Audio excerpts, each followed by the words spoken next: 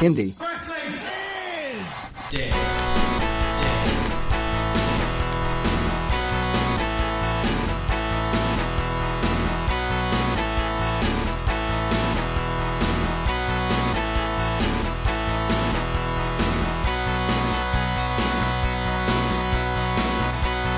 Welcome to episode 4 of Indie Wrestling is Dead. I'm Andrew Bowers, owner, promoter, whatever, of North Wrestling.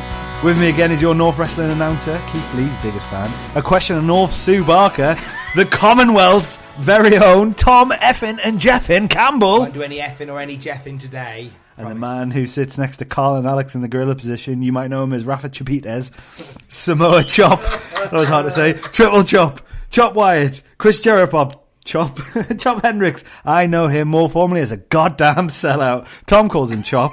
This pod is scheduled for one fall. Chop fall. It's Chop. What's Chop fall? What is it for? It never happened. Mate, ever since you started doing stuff on Question of North, I was waiting for the day that you fell. Because I was like, and every day made me feel a bit sick. A bit like watching a child play with like sharp toys. Or near one of those, do you have those fires when you were a kid? From in the 80s. Oh yeah, with like the fake holes. That just went, and had the metal bars in front of them to prevent you from touching them, but those metal bars went hotter than actual coal. Oh, you have to wait for them. You know, you have to wait for them to hurt themselves. I know about, or they know not to do it again. I know about 3 people who have scarred fingertips from them. Like 3 adults because of. Anyway, Howard's got a scarred entrance ramp from what happened on Sunday. We'll get it out in a bit. Oh, more on that later. So, what have we been up to since? Well, the last time we met. I guess there's not really any point of talking about since the last time we met. Mate, but we've had a bloody North show. We had a bloody North Really show. Good North show. It was a fun North show. Really wasn't it? good time had by all. I was fucking knackered on the Monday. I was absolutely shattered. I should tell Tom I had bruised ribs. Bruised ribs. I wonder why that was. Both me and Alex went and we did like the unofficial Christmas after party for North. Yeah. Both aware that we had to be up at 5:30 the next day. So we just pushed on through Monday. There's something nice though about those Sunday shows because they finish at 7:30. Yeah. I love it, yeah. So then you're in the pub by 8:30. Loads of quality drinking in. And then at least, even though you got work on a Monday, you've got a couple of hours that you can fit a couple of drinks in. Although I got back, and unfortunately my missus couldn't be at the show. She's at nearly every show. And we had a poorly dog, so no one could leave her. So then I came back and we started talking. So of course I had a few more drinks. I stayed up till bloody 2 o'clock in the morning. Oh, nice. But sometimes you can't come down from the adrenaline, can you? Yeah, that is true. You're always a bit buzzing afterwards. Especially when it's a good show. And I think that was of the year. That was my personal most favourite show of the year. Really? Yeah. That's your fave? First one that I've really looked forward to going into it. Like, really excited about it going into it. And afterwards just thinking, yeah, that was fucking great. Like, yeah, that's as close to getting to a show as we should. You know what I mean? That was a North show that I thought, for the first time ever, I thought, not many other places are going to put on a show like that. Put it this way. You know what I mean? If Aliens came down and says, where do you work? We work at North Wrestling. Yeah. What's North Wrestling? That's the show you show. Ben, you get That's his basic. arse burnt. The guy jumping off a balcony. Falling through stages. Us three Singing. doing a song at the start. Jesus Christ. I showed my mum some of the videos on Twitter and she was like, she's still not been to a show yet. I don't think she can get her head around exactly what wrestling is and what we are doing. So I showed her the video and she was most happy about the singing. She's like, you really enjoy it, don't you? See, that is the best from your parents when they don't quite get what you do and they go, you enjoy it, don't you? Yeah, you're having fun there. And you're paying the bills. Yeah. So and it's all fine. with something else, not wrestling. Yeah. Yeah, so I very much enjoyed it. How about you guys? I loved it. Like I say, that stands out as probably the best show of the year, like, in my opinion. Yeah. Just felt special. It just felt like it felt like the nice way to end the year. Yeah, very much so. Felt like a lot of returns. Loads of returns. Like a lot of returns. It felt like HMV on Boxing Day. There's a lot of returns. I think I was saying to anyone who listened to me, my favourite thing about wrestling is entrances and surprise returns. Really? You wouldn't have guessed that by the way you booked the last show. Christ on a bicycle. My favourite thing is to peek through the curtains, though. Even though we've got a monitor in backstage just to see, it's to peek through the curtains. And the one was, and obviously Sky Sports were there on Sunday, and they caught great footage of all of us, I think. You would have been out there with me and Chop and Carl and Alex at the back. I was peering through just as... was it MC Punjabi? Yeah. And apparently, when it hits, everyone in the back just starts dancing. And Sky Sports have got that for their documentary. And then when Amir goes out, the pop for that was... It's those things, I think, I just love seeing people surprised and like happy. And I didn't even think, when I think we was dancing at the back there, I don't even know why I started dancing. I just started dancing. There's no one watching. You know when you start dancing, you think, I'm in a club, you know. But there was nobody watching. I have to really... I get it. I remember I'm sitting down doing all the movements. I have to really fight it. I have to really fight it because I'm aware that like I'm very aware that I'm a big loud ring announcer, but there are some ring announcers that really like just try and take up all the white space possible. Yeah. And I try not to do that. So I try and stand very still when I do it, deliver what I do, and then stand back and not get in the way of the entrance. And when Amir Jordan's out, you do just want to dance. Another one that does that can't. I think that's why that match went about 9,000 miles an hour. Because even the guys in the ring were like, holy shit, we're hyped for this now. Well, another one that always does that for me is Session Off with her music hits. Because I used to play that song all the time back in the day. Yeah. So when it hits and it's in and you got to remember that sound system isn't just like your old typical PA system. You feel the bass in it, can't you? Oh, it just rocks you, man. That's why it's so perfect, man. So what did you guys think, aside from the show? Because I think there were some really nice comments that were coming out of from some of the fans. We've talked about it as well, like fans coming up to us and being super nice. And there's a couple, I think it was like Jason was really nice, and I know Louise and I think it's Emily on Twitter. They've all been really, really super nice. And I just wanted to make a point at this stage to go. I know it sounds, when people come up to us and Tom's on Cultaholic, I'm running North, Chops, DJ. When people come up to you and say like, "Thank you for what you're doing," you might just think we're like, "Oh yeah, thank you. Yes, we get this all the time." For us, definitely not. It's very like it proper hits you right in your heart, and it keeps you going. I think as well. I think wrestling's really powerful like that, and it's and any sort of form of cultural corner will say the same thing. Yeah. But what's lovely about North is the one thing I'm always sad about at the end of every North show is that I don't get a chance to say hello to everybody. Yeah. And it always annoys, like I always go for drinks afterwards and I always try and like see everybody, but I'm going to get pulled 1,000 places and I want to spend time and drink with everybody, but I just can't because everybody's so lovely. Yeah. The one thing that always stands out with me is that someone wants my ugly face on their phone for a picture. And I'm like, that's in their phone for life now. It's weird, isn't it? Like, it's like, why? It's weird that people listen to this podcast alone anyway. So yeah, just I think that was another observation I had personally from that show. Was just I could see when Sky Sports were going around, I could hear what people were saying, and it's just really lovely to have that kind of support. And we're gushing at this point because it was a proper feel good show. It had reason to be. Yeah, it was 100%. That's why it was. Yeah. Then we need to start when you started the show off. And got the whole reaction of everyone shouting North for the Sky Sports camera. Blew me head off that. Like, I was a bit like taken aback from that. Like, so, it sort of reminded me of like ECW. Remember the old ECW clips where you would start the show and ECW chance? It was like exactly like that. Yeah, it has that feeling of it. It was good. Yeah, apart from one guy who shouted, "I fucking hate you." Not that I'm bothered about that. That is what you said. Who? Right? Was that? If you're listening, was that you? And why? I think it was Carl. It could have been. If it was Carl, I don't know if I paid Carl yet. That probably explains it. No, it's fine. It's not fine. We all, you know. No. Oh God, I've dealt with all that all year long. Really, when like you get 1,000 nice comments and then one person goes, "You're rubbish." Like, what? No, am I? What? No, it was bizarre. I was the love from the Riverside was. I've never felt it as palpable. I think so. We did on some... And there was a lot of people there who we see, maybe other like people who work on the show as well, who we might see every other show or whatever. It seemed like we had a full house. It seemed like we had there was some notable missing. Big Rig wasn't there, who's an integral part of the show, and Michael, who does the security with him now, wasn't there as well. There's a couple of people who weren't there, but like on the whole, it just seemed like everyone had got there for a good old Christmas party, end of year Christmas party, and it was lovely. It was lovely. Anyway. 2019 Northies. Did you enjoy the song? Absolutely. I was saying that Bowers on the wheel field. What we should do next year? You know what you've done with Ross Tweedle on the Keith video? Oh yeah, that little to sell the Northies number. Next year. What we should do is like a Christmas version video to promote the Northies, right? You've given it away now, though. Like, Well, I have, but No, it's fine. We've got 12 months to put it together as opposed to 12 hours. And I'm thinking, well, we will leave it to 12 hours. and I'm thinking E70 mink coats, you know, like the old classic Christmas videos. And I think it would look really good. So if you were there at the Northies and you heard our version of "Come Fly with Me," if you've got a recommendation for an idea for a song next year, yes, definitely. Tweet it in. Yeah, I'm down for. I enjoyed it. What I liked was, so we normally do a question and north at that point. Yeah. And us three are in a messenger chat together, so we'll sort of bound around ideas and stuff and send each other nudes. And it was, and I think we mentioned that Question North was going to be rested in favour of the Northies. I think we'd said it like probably 2 days out from the last show. Yeah. Cool. All right. And I'm thinking, okay, well, I don't know how much. I normally with Question North, I'll sort of take on all of it, which is fine. I never begrudge it.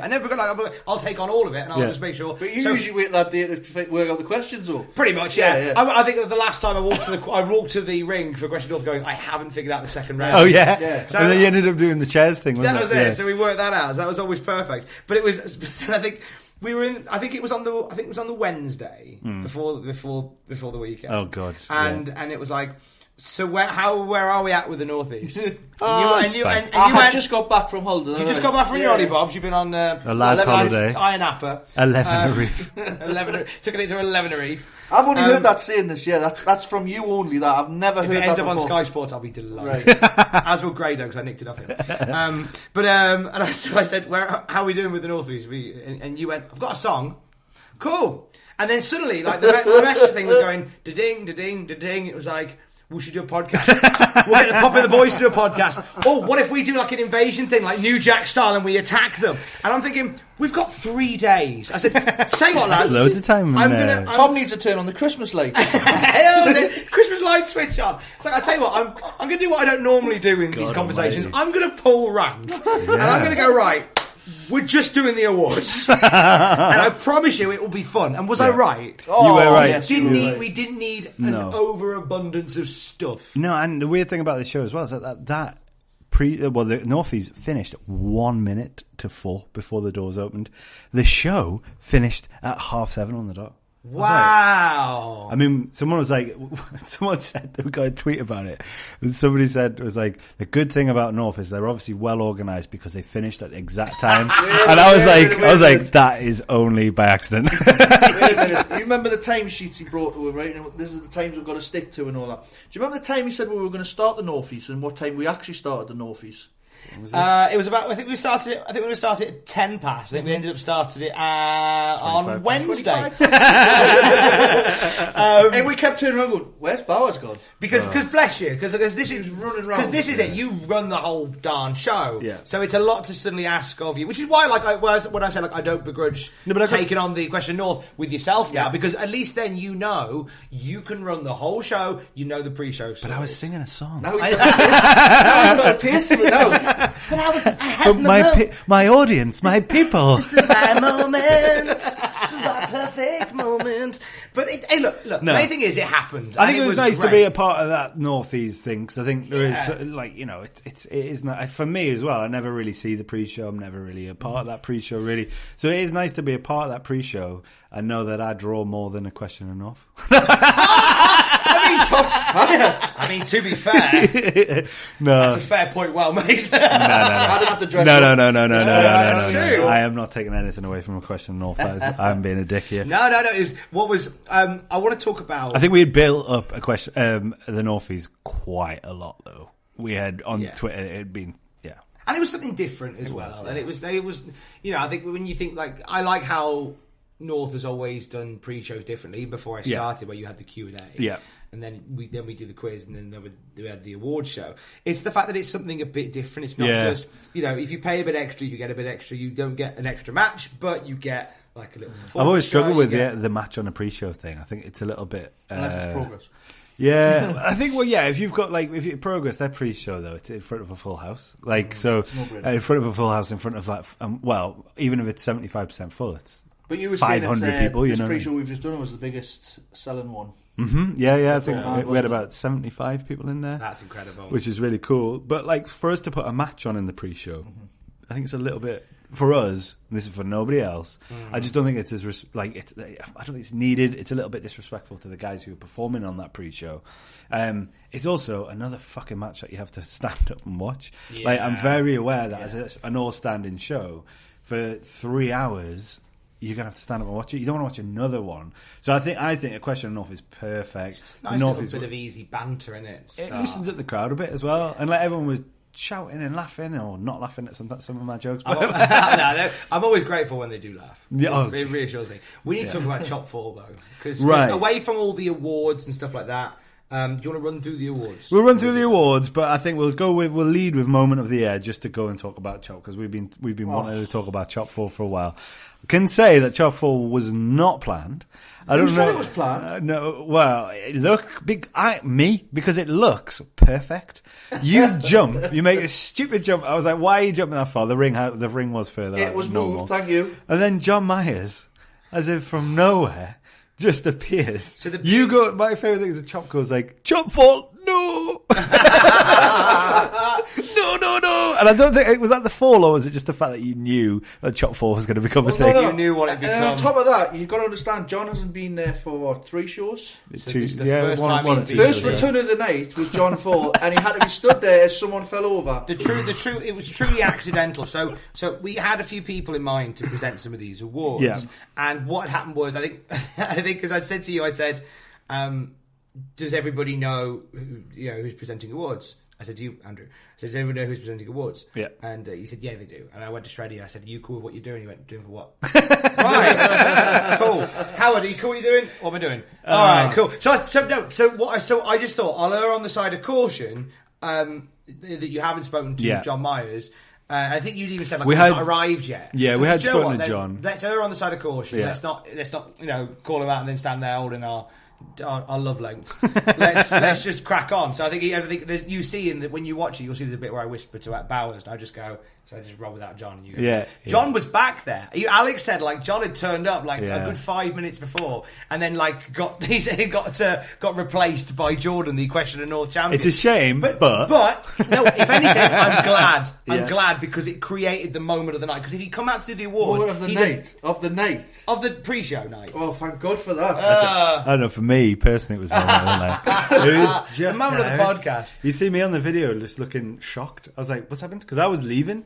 Just turn around, and then the curtain goes down. I was like, what the fuck's happening here? What the hell are you doing there? Where's your shoe gone? Everyone was like, why did you jump? I was like, I do this every show. Yeah. You do. And I usually it terrifies me every time. I usually nail it, no problem. And I might have put a little bit of weight on Got a little bit of holiday weight. my back, so I have put a little bit more extra flight on us, you know. I just said the ring was further away. But I didn't even hit the stage. My foot hit the second step up, and then I just went forward. Didn't get anywhere and near I thought it. the worst. I thought the whole freaking stage is going to come down on everyone. I could just wait. Bowers is going fucking money. What the fuck? I would have just probably. And then my shoe went underneath the staging bit at the back. My phone come out. I thought my phone had come out of my pocket. I don't know where the hell that went. And then as I'm lying down, going, I can't believe this is happening to me in front of all these people. I just look at it, and there's John fucking Paul standing there. And he's happy as a fucking pig and shit, because he knows now I've been completely forgotten about. Now that has gone. I don't think I'll ever forget about John Paul. Paul. Is forever John Thank Paul. God. There's just now John Paul forever. as well as, not instead of. Well, actually, to prove that point, when the first match kicked off and you went, this match is scheduled for 1 fall on the back, go, please don't fucking say John Paul. Please don't say fucking John Paul. So that works. So ironically, moment of the year resulted in that. Well, I think so there was a bit of confusion because I think Shreddy came out and took the moment of the year, because moment of the year was Rory Coyle. Yeah. Shreddy made a point of saying he's going to make 2020 moment of the year tonight when he beat Rory Coyle. Somebody said, "Oh, it's 2019," but the whole point is that last show is included in next year's That's awards. how awards work. Yeah, the period of time is from December onwards. Are you expecting us to therefore look ahead of time and go, we know what the moment will be? What I am expecting... It'll be the return of Amir Jordan, which will be a surprise later. Come on. What I am expecting is within the first half an hour of the new awards season, there is a moment of the year already in there. And it is Chop 4. That's lovely. You did great, mate. So, we had Breakout Star of the Year, Gia Adams. How do we feel about that? So do you want me to run through... Rightful. The top 5 were here. Andrew Bowers, at this point, has pulled out a pie chart. Multiple pie charts, I apologise. This is exciting. Breakout star of the year. Did you do that on Excel? No, this is on Google Forms. Oh, It does you it for you. saucy devil. Does it for you. I'm nursing one here, like. So with 8.3% of the vote was Rufio in 5th. In 4th with 13.9, Fraser Thomas. 3rd was Connor with 16.7. 2nd, Will Cruz with 20.4. And Gia Adams with a stonking 40.7% of the vote. As it should be. Yeah. I agree with that one. Like. Yeah. Big She got a fan lung of blow Gia from HT Drake. I don't think anyone saw that coming. No, because I was genuinely thinking that this was like a full on. Because he had said someone to shout at someone, and he goes, "This is the pre-show. We don't do things like that." Yeah. And then he just couldn't help He's a himself. could he? bastard, isn't he? It's fine though, because it was non-canon, so she was fine. Yeah. We've So got it didn't Stuart to hurt. come As soon through. as you went back through the curtain, all injuries were healed. Yeah. Non-canon. And Yeah. I always think that though, that always happens if it's like a one-off in an interview and someone gets a finisher put on them in wrestling, they get the paramedics out. But when that finisher gets hit on them in the match, they're all right. Do you know why? Because they are not expecting it. Whereas in a Like wrestling match, you're kind of half braced for it. It's a bit like how... If you get hit by a car when when Houdini died because he got punched in the face by surprise. And normally... on his stomach. In the stomach. Yeah. And it was a surprise. So therefore, that's how he died. So it's because of the element of surprise. Well, there you go. And normally it's on a surface that isn't a ring. Yeah, that's true. If you put the page turner on somebody on a table, God damn, it hurt even more. Debut of the year went to Mr. G-Money! Yeah. How well did I nail that? Did all right, actually, mate. all right, then. Gene Money! Now let me work out the colours on this. So we had Valerie. 2nd was Trub Clopitana. Trub Clopitana, freaks our dream. Sun and sunshine. Gene won it with 32% of the vote.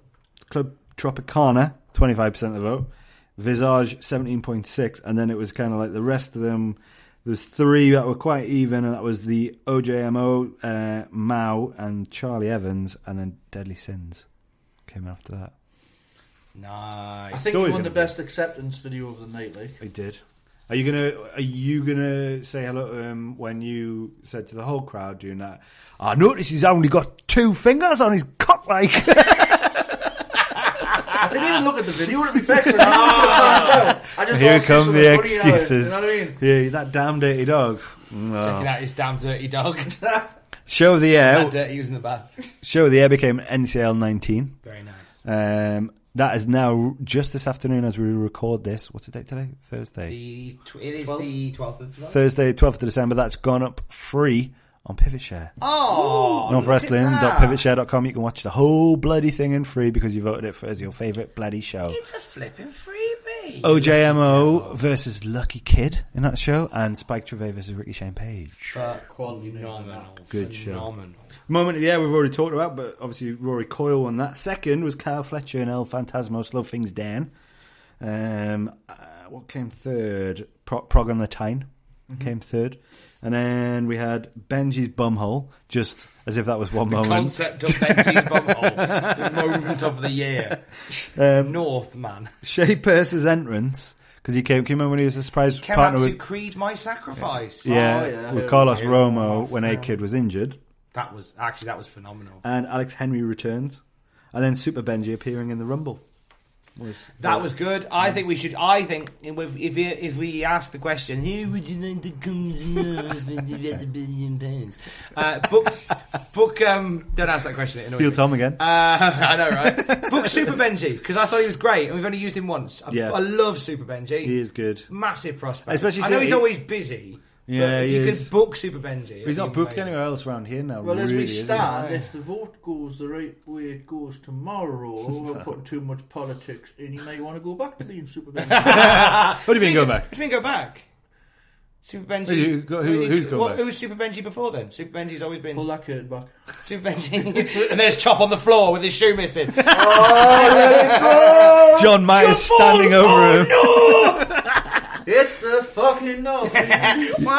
You know how you and Matthew are finishing the comms tomorrow? We are indeed. Can we just put some Matthew commentary over Chop 4? Of course we can. Leave that with. I didn't know if you would. He fell over! Fucker no! He fell over! You fell over! Don't fuck me though, right? As soon as No. he walks in, though, right? No, don't actually literally do I was that. going to say, mate. I want to see him off and say, Matthew, did you hear what happened? No, what happened, Luke? I fell over. Did you not hear about this? No, but if the send is it, I'll have a look and I'll be able to tell you how it is. Why does your Matthew sound really creepy? It sounds like my Sended it. You sound like my stepdad. Right, too much. Sending the video, you slowly over. Oh, Suffering succotash. My name's Matthew, and this is The Botchamania. point being, Botchamania is probably myself, yeah, like, and he's probably gonna fucking... This hole is getting bigger for you. bollocks. Not only are you creating yourself a meme of yourself in the North universe, you're also burying Matthew Luckily- on Botchamania. But once we show you the NORTHies footage, it's not the clearest fall. Won't matter. Neither was John Falls, though, to be honest. He'll put Mega Man 3 music over the top of it, it'll be fine. Did anyone in the crowd film it, do we know? Well, there we go. There's another thing to tweet us in. Have you got Sky Sports. I don't know why. That's a good point. I'll be on Soccer Saturday, mate. Oh, Actually, man. I'll check. Jeff going unbelievable. I haven't it's not checked even- the hard cam footage yet either yet, so I can check that as well. So anyway, Tag Team of the Year, which was presented by none other than me. Landon Gentry won it. Second, Landon Gentry won it with 49.1% of the vote. Oh. That's fucking like, and there's about, how many was there? I haven't got the there's 170 odd, I think, people who voted for it. We're Something like recording this on the day that the UK goes to the polls. And here's the problem, right, North? You hate the landed gentry, yet you voted for them. You voted for them? I don't trust our country to make the right decision. And Wrestler of the Year will come to as well. Second was Lost Boys, 25% of the vote. Third, More Than Hype with 14.8. New Nation and Boris and Gia, somewhere, whatever's left. Match of the Year, Spike Trevay versus Mark Haskins. Unfortunately, I think that live link to Mark Haskins was a bit I think he loose, just I jumped think. with the streaming. Yeah. It was live. Haven't really got the technology. I'd like to yet. thank Pop and the Boys for presenting. Did they do that one? Which one did they do? Yes, they did. Match They of did the Match of the Year. Year. Yes, they did. Yeah. Yeah, because like we were. I think I said to you, have we anybody approached them to say they want to do Hang it? on, right. And I thought, do you know what? I'm just going to call them out, and if they want to come out and do it, they will. If they don't, then they don't. And they were great sports about it. They said, They right, and I jumped at thought the they chance, they man, said that's that no they bollocks. didn't. Okay, Yeah. so I'm just slipping into my own DMs here. Oh, There's a Pop and the Boys podcast DMs here. sliding into his DMs. Keith Lee slid into my DMs yesterday. Did he? Yeah, I'll show you this. Okay, My yeah. God, that's a big one. Well, I know, right? I don't Oh, know. What about yeah. his phone, by the way? No, you know what? I hadn't asked them. I'd asked them to be a part of it though. I thought if you had asked them, they would have put something in their little preview show. Yeah. Keep an eye out. No, I for. said they were going to be like a secret. Like, all I'd asked them was if they could speak to the Sky Sports crew briefly. Right, fair enough. And I think I'd asked them ages ago, after maybe the time that the last podcast we did. I said, I'm not sort of anything other than the idea of the NORTHies, but I'd like you lads involved. So that was. Yeah, anyway, But either way, like I called them out the crowd and they jumped in and they got involved. Jumped They at were the great. chance. yeah. They really did. Didn't They were lovely. Like they're really, Oh, they're really lovely nice. lads. You just want to get that podcast. Did over. you speak to them? Did you speak to them after the show as well? Did you? Have you done the 5 questions? Yeah, they fired the 5 questions thing at me Yeah. during the interval. There Me was and a Chop point had where that. we would, because me and Bowers got asked to do it together, right? And there was a point you were going over to the pub outside, and you stuck your head over the shoulder and went, See what you fucking do. leave them. I was just He has seeing what one you were point. doing, and I just went. That look as well. What are you doing? What Apart are you doing? from- felt like a, like a cat with other people eating food. What are you eating? I've done that one. Apart from Jason Prime, the primate who rolled past in his car, rolled the window down, and then got interviewed for about 5 minutes while me and you stand there in the fucking. What is he? freezing cold. Is he a Premiership manager? Was that Harry Redknapp? So match of the year, it was Spike Trevay versus Mark Haskins, which you will be able to watch for free on our YouTube very soon. Other matches, and this was like, as you can see in that pie chart, it was very even. We had Mark Davis versus Scotty Davis, Spike Trevay versus Ricochet and Page, AJ Estria versus Mark Davis, which ended up coming third. The OJMO versus Lucky Kid. El Phantasmo versus Cal Fletcher, which came second, but only by like like 2%. Like there's a We 2%. got some belters this Oh. year. Rory Coyle versus TK Cooper. Oh, Shreddy versus Primate. Charlie Evans versus Session Moth. So yeah, so good matches really. I sometimes forget that we've done a lot of good. It's because you do so many you forget, don't you? Yeah. So yeah, and then finally, Wrestler of the Year, presented by our very own host, Mr. Tom Campbell. Not Stevie Aaron, as was said on the show. Oh, I'm sad. I was looking forward to Stevie Air return. Oh God. Why did you point at the sky? Can I ask you that? Why did you point at the sky? In memory of Stevie Air. He's not dead. Is he? He might be in... Oh! I'm moving on quickly. I've made a terrible error. The bar is always open. Should we cue them that funny music we do for adverts now? Magically comes on, like, now. No, what did you get? Well, no, we'll do that when I do my advert next. I thought that was next. No, I'm doing Wrestler of the Year. You're the man who cues stuff for North. And he got the... Anyway. Spike Gervais. I was really surprised at this. Okay, so I didn't know off the top of my dome, I didn't know the percentages, but it struck Spike Gervais with 25.9%. Second, no one would have guessed this even 6 months ago. Screwface Ahmed with 23.1%. Jeez. And then third with 19%, TK Cooper. And then the rest of them in there, you've got Rory Coyle, you got HT Drake, Surprised Rory's not Screwface. higher. He was out for a few though, wasn't he? Yeah, true. So I guess he hasn't performed as much as the other guys. Shreddy, Breck, Roxy, and El Fantasmo got in a nomination in there. So yeah, very interesting. I thought they were really cool. I really enjoyed the NORTHies. I'm looking forward to them next year. We've got a little bit of like a Hall of Fame gathering now, because we've got last year's winners, now this year's winners. Yeah, it's turning into like a little Hall of Fame. Yeah, I wonder who would be. There's a quick question for you. Who would be your first member of North Wrestling's Hall of Fame? I'm going to start reading out this Grapple Clothing sponsor spot whilst you read. Can I cue the music? Whilst you think about that. So, Chop, if you could play the music now. Right, I think that's playing. That's lovely, that, isn't it? Oh, Right. I like that. A quick mention for our sponsor and ally on the front line of BritRest, Grapple Clothing. They've dropped their biggest release yet, which includes a North X Grapple collab shirt in yellow. There'll be loads of lovely items to keep you warm this winter. The sick Grapple beanies are back in stock, baby. Yes, Chop, you got some, didn't you? You I got got it. a load of little merch, but I'm Yeah. not allowed to wear it. I was going to wear it on Sunday, but I'm not allowed to wear it until Santa brings Is it your Christmas present? Yeah. Nice. You'll spot Grapple Clothing at the North merch stand and generally plastered all over our own social media outlets purely because we love them so much. Their last date for UK Christmas shipping is December 20th, which is actually quite close to, quite close to now, but that's pretty good, I'd say. We love working with those guys. Keep your eyes on grappleclothing.co.uk now. Right. Grapple chock full t-shirt. Oh, no. I want one for Christmas, please. Can you just stop that music now? Thanks, Chop. Ah, nice. Well done. Seamless. But yeah, Grapple are great though, because I think there's a couple that we're looking in next year, hopefully, to do. We've done a collaboration T-shirt with them before. We're probably looking to do something else with them. Adidas. With Grapple. I'd like to do maybe a cap or something, like a snapback or I a said- hoodie. I'd like a North snapback. I tried doing might- it with your logo Yeah. online, and I just couldn't get it working. But I think we looked at doing them, and it was like £17 yeah, it was a expensive snapback. because the logo's so big. Yeah. It's hard doing it, but be lush to get one. I'd like one because there's too many people who stand on that balcony and look down on my bald spot. So if I could just get a little Paul What Heyman. bald spot? Yeah, exactly, mate. Exactly, mate. Right, okay. Oh yeah, I asked you a question. First man or woman Oh yeah, in the North Wrestling Hall of Fame. I'm saying Rory Coyle. I'm taking it. Of course it'd be Rory Coyle. Rory Coyle and Spike Gervais would go in there. Of course, I think any champion would have to go in the Hall of Fame, surely.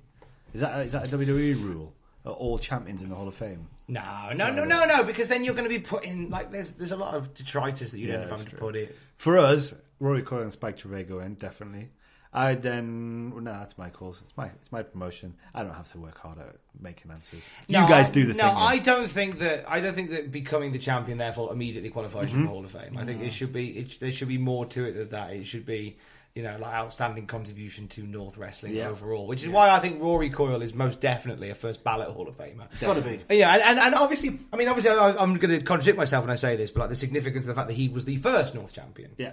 Makes sense that he goes into the North Wrestling Hall of Fame, and just generally the sheer amount of shows that he has headlined, He very much belongs. Dragged us up to, I think, I think we both dragged each other up to where we are and helped each other. I think it was that, it's lush when it happens, when it's like, you're the perfect wrestler for us. And we were the perfect promotion for him as he was coming up. It's like, magic happens. Yeah, jazz proper happened. Yeah. Anyone else? Kirby, for me, I would say would be a close one. He's not been on too many shows. Yeah, but from the start he was, wasn't he? He's on the first couple of shows. He was one of the first ones that was in there. Let's put Osprey in there then. Well, let's put Pete Dunne in there as well. Was he one of the first ones? Exactly. What am I thinking of? He was. He was, No, but Pete Dunne shouldn't be in the North Hall of Fame. No, I think I'm going to put in HT Drake. I was going to suggest HT Drake. 22 fucking shows without dropping a show. Yeah.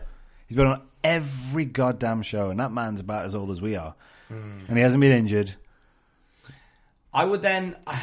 I don't want to then... I think Rory and Drake, for now... That's it for me. That's it for now. Right. That's it. Yeah, I'm happy with that. I don't want any more for now. That's because good. Otherwise, it's going to become like the WWE Hall of Fame. You start diluting it. Well, we'll probably end up. I'll tell you what. Then let's put in Rory Record this year. Then let's put Sons of You laid in next year. I'm disappointed nobody put me in, but whatever. Fine. Whatever. Do you know what? Vince McMahon Jr. didn't put Jess McMahon, his own granddad, in until the 4th or 5th Hall of Fame. So nepotism gets you nowhere. Is Vince McMahon in it? No. Oh, fair enough. Vince McMahon actually, and do you know what? This is interesting when you say no. Vince McMahon will. People have been sacked for writing Hall of Fame speeches that feature his name. You're not even allowed to thank Vince McMahon. That guy, RJ something or other, got sacked for that recently, and he did a video about it. He was a wrestler in Shikara, I think. Can't remember what the fuck is his name. Yeah. Madness. He got sacked for it. If anyone wants to write me a Hall of Fame speech, you will get a lovely You'll kiss. get a job. Right, no. So, post-show review, NCL.22, our 22nd show, I Don't Need Your Medicine.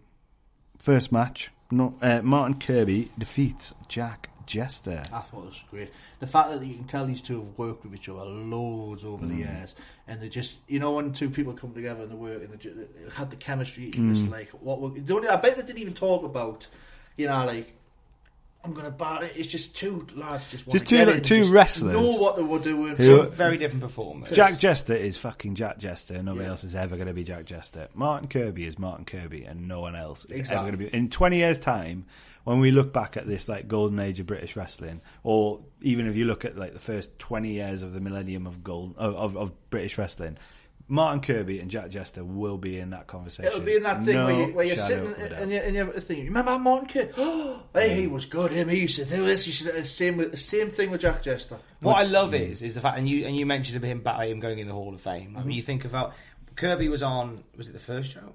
First show, yeah. And now he's on this one. The stuff that he has done between those times, right, became an international sensation through What Culture Pro Wrestling and Defiant. It's just come back from Dragon Gate. Yeah, just stormed it in Japan. World of Sport, he was part of that. He's done so much in the industry. So it's great that it feels like he's gone away and come back, and he's twice the Kirby that he was. And besides that, he did, before North was even a twinkle in my eye, he was a fucking legend then anyway. He'd been wrestling forever before that. And he's one of those guys, and Jester as well, because I think with Jack Jester, him being ICW champion at the time, about 2014, 2013, when they did a lot of their BBC stuff. You remember when they did the ICW BBC documentaries? Yeah. Came around, the wrestler and stuff like that, about Grado, and Jack Jester was involved in that. That's when I got back or really understood that there was a British wrestling scene that was more than just what's happening down at your local community centre. Yeah, I agree. I was on the same thing and as well. When I remember first seeing Jack Jester, I was like, fucking hell. And him and Drew Galloway together before Drew Galloway went off and did Drew McIntyre went and did his stuff. Again, I was so happy to put this on, and when I knew that we were trying to get Kirby for the last show, and he literally landed back in UK from England the day after the last show. So to get him on this show, it was as soon as I realised I had both him and Jester, I was like, yeah. And why don't we just put it on first, and let's just go fucking balls to the wall, because we knew this was going to be a good run. Absolutely, and it was great. And I think Jack Jester. I love Kirby, but I think Jack Jester is a strong fit for North. Yeah. He fits the aesthetic more than I think many people do. If we see more of Jack Jester, if we if we see Jack Jester in the title picture at some point, I am super fine with Definitely. I love the start of it with the ref. Where he was checking for the illegal objects. Oh, and he was making him touch him on the PP. See, I missed that. See, so like I always say, I haven't watched it back yet, so I'm going to be talking from a Booker's point of view in the lead up to it. You guys have seen more of the matches than I have. So what happened in that? So basically, you know when the referee checks your boots? Yeah. So Jack Stan... Was it Jack or was it Martin he got a touch? Martin got him to touch Jack. Is that right? Martin got him to touch Jack. So he's doing all this and Martin's going, you need to check there. And he's going, where? There. And the ref's going, I'm not touching him. I'm not touching him. So it was a big start and then eventually he touches him on the dick. On the dick. On the dicky. Yeah, it was just funny. I mean, I'm not just picking that up from the whole match. The grappling and the wrestling, it was great. They're class. I think you got to remember Jack Jester's been in the Cannons Fly match, the scramble match. Mm-hmm. He was in it last time. He's been quite a big, not a huge part in all. He was the mystery partner for Rory. Yeah, he had to go off the title or something that night as well. No, he just had to train back to Glasgow. Right. So he just had to get his train back to Glasgow. So he left a little bit early, but he is a good fit, and good by the reaction he always gets, I think people forget as well with ICW, because ICW is very Glasgow, and ICW don't tour anymore. They're very much still based in Glasgow. People forget though how popular those guys are and how big ICW is. How they're we're not that far from Scotland in the northeast. 2.5 hours. I was explaining to like a friend of mine how far up the country the northeast, like Newcastle is. So the next major city is Edinburgh. Yeah, so which is Scotland. I was talking to Pasta Saucer. She was at the show. I can't remember what her real name is. Justine, that's it. It's talking to Justine, and she's obviously involved with Riptide. She does I think she's their community engagement person or whatever. And we were talking about how bloody difficult Newcastle is to get in or out of to get anywhere else in the country. It's ridiculous, isn't it? So actually, to get to Glasgow and Edinburgh, quite easy. Yeah. Probably the biggest cities that it's easiest to get to from here. So, I was once again not really surprised, but also pleasantly surprised at what a good reaction Jester gets. Mm-hmm. Second match, ETM defeated the Anti-Fun Police. Both of these we hadn't seen in a little while. We've seen TK quite a lot, but we hadn't seen ETM at all.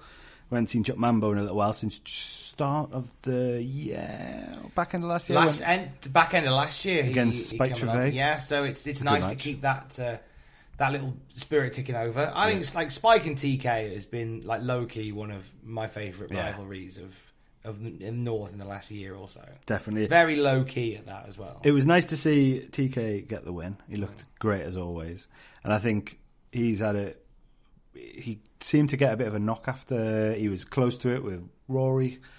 Spike won it when he was in the three-way, and he won it. He then lost to Screwface. He was injured, then lost to Screwface. So it's nice to see him kind of start to rebound back up and get the win over Spike's henchman as well. Don't forget that, the Coalition. Oh yeah, no, we can't. Spike came out and talked all about it at the very beginning. How could we forget? It was nice to get Chuck Mambo, because me and him have been trying to get bookings for all year, nearly every show, and it just hasn't worked out. So first time I saw Chuck when he walked in, he went, "Hey Andy, we've broke the curse, man." Where's he from? I don't know. Cornwall, isn't it? Isn't he? Yeah, he's got an American accent. He's got one of those southern slash surfer. Is that what that accent was it? Be nice. We heard your Matthew impression. Sounded like a Geordie Oscar the Grouch. Anyway, right, going into the intermission. Nope. First half main. Not yet. First half main. Robbie X. Sorry. Yeah, come on, Chop. I'm tired. Yeah, I'll read, pal. Yeah, I'll read. Robbie X versus Cara Noir. Now, I did watch a lot of this because so many returns tonight, and this was another two, and this is a really different match. One thing that both me and Matthew thought when we watched this back was it wasn't a typical Robbie X match, which I think is good for Robbie X. Robbie X has kind of got this history of going bang, bang, bang, here we go, flying there, flying there. You can see there's more character stuff coming through Robbie X. And I think Cara Noir brought that out in him, which I think was really good to see. Like a bit of a ground and pound style at some points. Did you see that bit where they were kicking each other in the kidneys? That was horrible. Wasn't it? Back of the head kicks, kicking. Back of the head kicks near the end. Oh. Yeah. But can we just get a minute to just say how impressed I was with how silent the crowd was when Cara Noir came out. I mean, you could hear mad, a wasn't it? pin drop. We're the opposite. We're normally like, go on, just fucking scream your bloody lungs out. It was this like really quiet. I think the Pop and the Boys podcast said this. There was like this just really silent respect of shut the fuck up. Yeah. We are gonna fucking watch this. It's amazing. Yeah. When he comes out with that mask on as well, and it hits the light, and especially the Riverside's got such good lighting as well. It's just like ping. It's like who the fuck? So like when I brought my wife and like her friends, I think last year, well, it was a year ago to the day that we saw Cara Noir. A couple of her friends came to that show and were like, this is wrestling? Like, wrestling can be this? Yeah. Like, what? Wrestling Alex can be... was looking forward to it as well. Oh, wasn't she loves Cara Noir. Yeah. She went to tap up where he gets his glitter from, Right. his makeup from. He looks, I mean, as soon as he gets to the show, it's like, makeup's going on immediately. Yeah, Immediately. yeah. I'm like, Oh, it good. fucking takes fucking ages, that's why. Yeah, it does. Yeah. You got to get that stuff spot on. Yeah. But yeah, the crowd, the North. Oh god, there are, and I mean this whenever I say it. It's not like some sort of weird hyperbole that you do as an announcer. Like the North fans are phenomenal. Yeah. Just there's no community. Yeah. No, and I even feel a bit sick saying the fans because I No, hate that word I hate so that. much. Hello, my fans. But there's Shut always- up. Our The fans. The community Our fans. that we are Yeah. privy to are phenomenal. Yeah, definitely. Oh, I think there was another. I saw a tweet and it was like, oh, actually, I was quite surprised by like how quiet they were in certain places, and I was like, maybe it sometimes, you know, an all-standing crowd, it can take a little while sometimes to go, but I think the thing that you get from our crowd is like you can feel the togetherness, and you can feel that everybody's just really responsive and everyone's incredibly encouraging. But That's if that taken had us a been while anywhere to else, get there. someone would have shouted out, Some- stupid idiot, or something, you know what I mean? But someone did. nothing. Someone did say, what was it? It said a bird shat. There's birds shat on your face or something like that. And I think Robbie X turned around and went, "There's always fucking one." Oh. Was that once the match had started? I must have missed I that. think so. Yeah. Right. But I got it. I think no, it wasn't done in. I don't think that was done in. No. That was very much done in the spirit, because then I think the same person came up with what was it? Something about calling Cara Noir the Queen's protected by the Queen. What What was that one? Oh gosh, the chant here was Cara's protected by the Queen, protected by the Queen. That is it? I like that. I was That like, good that's fun. class, Actually, the Kumbaya chant got me. Which one was Cara that? Noir, my lord, Cara Noir. Oh Lord, Cara Noir, which effortlessly went into a Robbie X do. Art, it's bloody art. But I used to backstage when I got to go, obviously to get ready to do the meet and greet. Yeah. Again, I got to sit in that crowd again in the finish for the last 5 minutes of that match. Yeah. I got goosebumps of that. Yeah. People were, because on one where I was standing it was a group of lads who must have been from like the Yorkshire way. And who was in support of Robbie X. Yeah. And the other side of it was the Pop and the Boys that were in support of like Cara Noir and all that side. And they were like, it was like two rival fans of the football. That's always my favourite. And I love like, that. when And you get to I that. just like, yeah, reaction. But even when Robbie X won, that side who was supporting Cara Noir still popped. Just with appreciation of the match, you know, it was just perfect, and I got goosebumps. So we've kind of like we've really pushed the commentary forward on this one. Yeah. I'm going to try and edit this show as quick as I can before Christmas, because I think everyone really needs to see that match. Definitely. I think as always, Robbie X in an incredible match. But I think you're right. He's done something like he's talking to us after. He's done something like 260 matches this year. And he's still got like 30 or 40 left.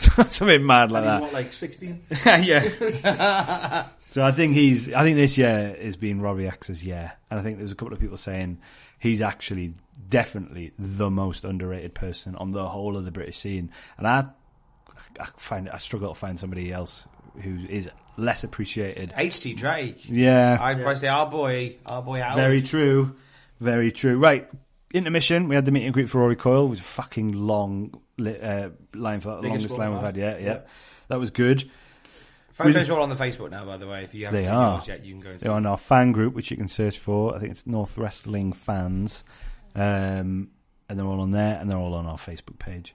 Screwface Ahmed. Now, I'm really happy with the way that this worked out. Wow, this was... Screwface City Fight Club is definitely now a thing. It is. And I thought, Screwface comes out, Damon Moser comes out, and you got that first initial kind of like This is everyone's going to like, be a wicked. oh, Yeah. and then you did that lovely bit where it was like, and So I their start to opponent. step out of the ring and then come back in the ring and then step out of the ring and then come back in the ring. Yeah, Very nicely done. And then Will Cruz comes out, and the crowd go, "Oh yes. I kind of knew he'd be around. Whatever, like this is going to be a sick 3-way." And then that was the thought. And the final opponent. For me, it was when I went and you heard like a gasp. I love that. That got me. It was like, oh! And then it went ding a ding a ding, and then everyone just went. That's very accurate. Very accurate. Yeah, no, that was just boom, boom, boom, thing. I love. We mentioned this before we started. I love being. I like being privy to stuff like this. Yeah. It makes it difficult when there's so many friends in the crowd who I can't. Yeah. Go, oh my god, you gotta look. The hardest thing is keeping secrets. Colin Barker. Ginger genius. Colin is a massive fan of his son, Will Cruz. and I knew that Will was going to be involved in this. He's not really his son. I saw the little conversation you two had then. I'm thinking, what? That's my son you're talking about. You're working me, brother. You're working. And I love the bones off of Colin. And you know what? He's a community leader in North. Oh yeah, love him. massively. Absolutely love We were him. just talking about Colin just before, weren't we? We were just saying that it's brilliant to have a guy who's loved wrestling for as long as he has, as part of our fan group. Yeah, part of our community. Yeah, still loves it, but also is friends with all the people in the crowd as well. I want to tell very quickly before I go into this a story about Colin. Go for it. Actually, what I'll do is I'll say, so Colin loves Will Cruz. And I was bursting to tell him, Will's here. It's all a bit secret. And then Will came out and I just looked straight at Colin and he's losing his mind. Like, that's when you love it, when you get stuff like that. It was a couple of shows ago, me and Colin were the last one standing at the after party. Nice. Rock and or roll. Nice. We came away and there were this couple was having an argument. And she stormed off and he was following her and Colin went, oh, I've got a weird feeling about this. So we sort of stepped in the middle and just let this woman go. And this guy's like shouting this woman's name back, and like me and Colin are saying, "Hey, it's all right, let her go." And this guy starts crying. Oh. And I just watched Colin just talk this guy around. He's saying, "Look, it's tomorrow's a new day. You've had some drink, I've had some drink. You've had a bit of a drink. Tomorrow's a new day. Get yourself away. You know what? And he talked a little bit about his life and stuff like that to this guy, and like this guy came around and then he went the opposite direction. It was just amazing to watch Colin at work. That's lovely. Any time I get to spend time with Colin at a wrestling show, it's time well spent. I love Colin. Absolutely. Colin, I need some advice, mate. Mate, that's a new podcast. You tried to give me advice that time you were pissed. At the last show, I kind of fell from grace. I need your advice. Just come and see me next time. And he put the music. You remember BBC One with these? The best thing is Colin will send me little like inspirational quotes of like and I can Colin's quotes. Yeah, and he sends them around. You can see he's sending them. He's like, and they're just lovely. And big shout out to Colin Barker. I think he's a wonderful man. So Screwface won. Screwface really has been on a tear this year. And my favourite thing about the Screwface thing is if you went back a year, he was getting a little bit of go away heat from certain people. There were certain people who weren't massive fans of the concept of Screwface. You know what I mean? I think because it wasn't initially very clear. Yeah. It's kind of like, okay, so and you know what? Me and Matthew do comms, so we'll probably, we try and fill in the gaps where we can. So if we've caused confusion, we'll put our hands up with it as well. The whole thing of with Screwface used to come out with a lot box, and it was kind of like this sort of mare of this wasteland, dystopian future type thing. Which at the time, I wanted to push that further. I like that stuff. I wanted it to go full on. I wanted him to be the monster of North. I wanted him to be the Kane, the Attitude Era, mysterious monster of North. I don't think that was what his character is. No, and I think he's incredibly capable. Well, okay, that that isn't hyperbolic enough. Like he is, he's a phenom in his own right. He has more to offer a company than being like, I'm going to come out and just beat some guys up. Yeah, he has more to offer, and we see that now more and more than ever. So I'm glad that we're seeing. He put that a video. evolution. Yeah, absolutely. He put a video out of him versus TK Cooper, and it was like the highlights.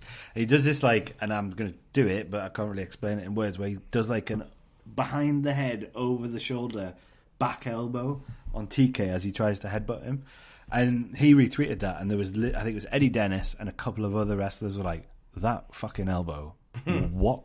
Like, he's starting to get, and everyone has known that he's a phenomenal wrestler, but he's starting to get traction, that credit now as well. And I remember him versus TK. There was guys, and this is like, it's great when I see this happening, when there's guys from London or there's guys from Birmingham who are coming to stand behind the merch table because they're like, I want to watch this match because this match is going to bang. That's always great. Because TK's great, and TK always gets plaudits from the people that he's wrestled, and B, everyone's like, I really like Screwface, and they're going to make this match is going to be really, really good. Yeah. So to see him in kind of what I thought, I mean, Amir Jordan's probably not the exact style of Moser and Screwface, but Amir Jordan, and it's absolutely great to have him back. Like, really good. Everyone was over the moon to have him back. I think he was a little bit hyped. Just a little bit. Yeah. Actually, yeah, I did. We don't want to sell Damon Moser short. Raphael Moser. What? Just a beast. Yeah. Just a beast. I tell you the one thing about Moser as well. He gets in the car. He was at the last North show and wasn't used because I didn't know he was coming, but he got in the car from London, a 12-hour round trip to just be there.